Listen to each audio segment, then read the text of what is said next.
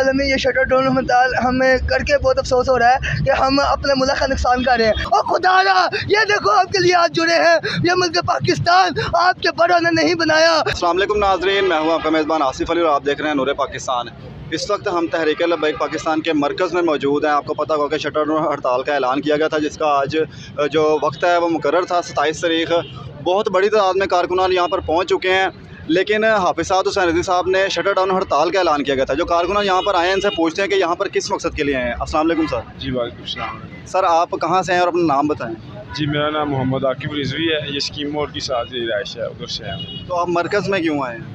जी 7 महीने shutter down का हड़ताल का जो है ना कॉल की थी, तो उस वाले से जो है ना हमने ये जो मार्केटें वगैरह जो है ना ये इस वाले से हम आए हुए हैं। तो आपने विज़िट किया, मार्केटें बंद है सर? अल्हम्दुलिल्लाह ये हमने विज़िट किया है। मेन पे सब दुकानें बंद है, पीछे बाज़ार है, ये यतीम खाना ये बंद है, इधर डाक खाने गली, ये पीछे फर्नीचर मार्केट है, ये तकरीबन टोटल जो है ना ऑलमोस्ट। आपको कोई टारगेट दिया गया कि आज ही मार्केटें बंद हो गई हैं, मज़ीद दिनों के लिए और बंद होंगी? फ़िलहाल तो आज का दिन ही है, लेकिन मज़ीद जो है ना ये जब तक हमारे मुतालबात पूरे नहीं होते तो हम जो है ना मैदान अमल में हैं। अस्सलाम वालेकुम सर। वालेकुम अस्सलाम। इधर भाई आ गया। अस्सलाम वालेकुम। वालेकुम अस्सलाम। क्या नाम है आपका? मोहम्मद उस्मान, कहाँ से तशरीफ़? राना टाउन से। अच्छा, राना टाउन तो यहाँ से काफ़ी दूर है, तो वहाँ से आप यहाँ क्यों तशरीफ़ लाए? जी ये हमारे कायदे हैं, हम ये हमारे बड़े हैं, जो ये कहते हैं हम इंशाल्लाह वही करते हैं। हाफिज़ साद हुसैन रज़ी साहब ने कहा था जो अपने अपने इलाके के हैं वो अपनी अपनी मार्केट्स उधर बंद कर दें। जी उधर मेरे भाई की ड्यूटी है, इंशाल्लाह अज़्ज़ल उन्होंने बंद करवा दिए होंगे। कितनी देर हो गई यहाँ पर आप? मैं परसों का आया हूँ। 2 दिन पहले आ गए थे? हाँ 2 दिन पहले। 2 दिन पहले आने का मकसद क्या है? मकसद ये है कि अगर इस काल पर कोई मसला हल नहीं होता तो साथ भाई जो भी ऐलान करेंगे इंशाल्लाह हम भाई कहते हैं उनके साथ हैं। आपको उम्मीद नहीं है कि क्या हुकूमत पेट्रोल की कीमतें कम कर सकती है इस हड़ताल से?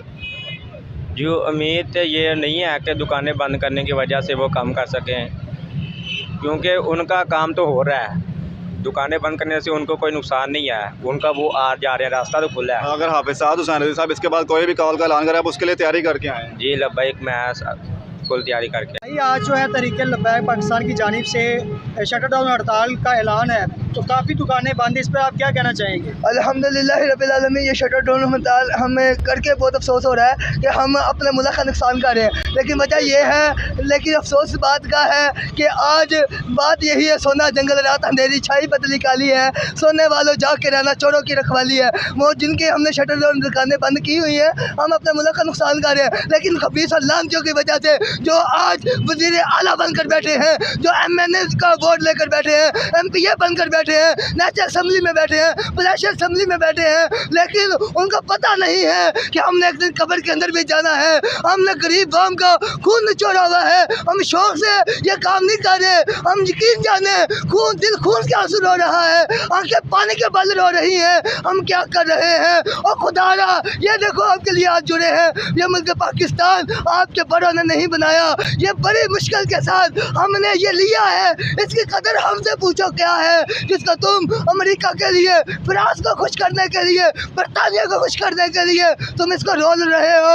आज गरीब आम का तुम खून प्यास चूसना चाहते हो। आज आप एक गरीब आम जिसका 200 रुपये जो रोजाना का जो खर्चा था, आज से 5 साल पहले वो 1000 रुपये तकरीबन खर्चा हो चुका है। मिसाल देकर बात समझा रहा हूँ। जार के अंदर इस दौर के अंदर वो क्या करे बेचारा? क्या वो एक आटे का तोड़ा ही ले सकता है? क्या वो 1 किलो घी ले सकता है? क्या वो चंद चीनी ले सकता है? चंद किलो चीनी ले सकता है? और क्या ले सकता है? मैंने कहा ना ना, इस्लाम ने ऐसी ताकत दी है कि अल्हम्दुलिल्लाह हम रज के खाना खा सकते हैं, हम गरीब आवाम को खाना खिला भी सकते हैं।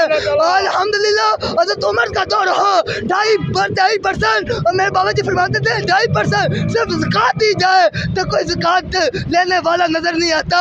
और मैंने कहा जनाबे वाला, आप ये कौन सा मुल्क है जहाँ पे ज़कातें भी हों, जहाँ पे फंड कटे भी हों, फिर भी एक बंदे का खून का निचोड़ा जावे और फिर भी एक गरीब आवाम के जनाजे निकल जाए? क्या बात है। अच्छा, आप बताएं कि अगर महंगाई कम ना हुई तो फिर तहरीक लब्बैक को अगला कदम क्या उठाना चाहिए?